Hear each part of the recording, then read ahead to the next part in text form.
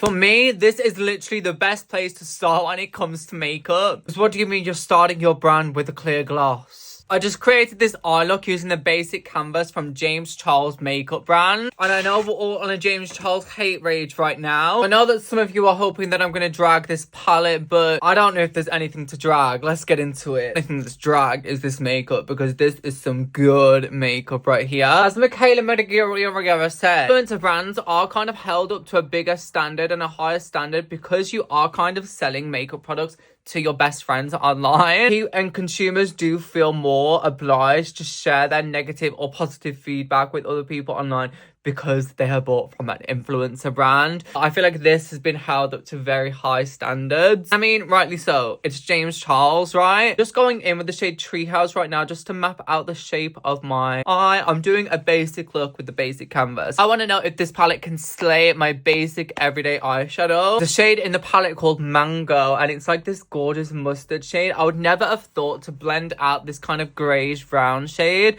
with like a more mustardy yellow, but I just feel like the blend is blending over here. And as you can see, the blend on these is so creamy and buttery. I love them so much. Like, wow. Like, wow. Yeah.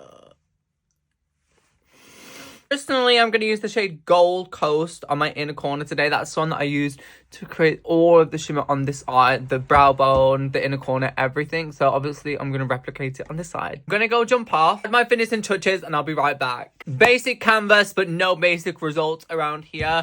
I'm sorry if you hate James Charles. Actually, I'm not sorry.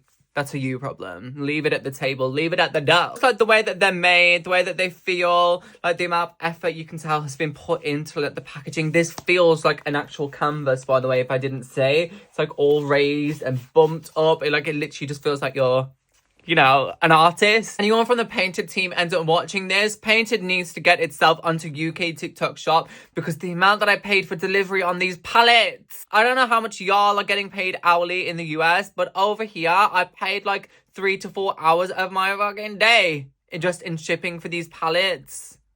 It's not on. We need to sort something for that.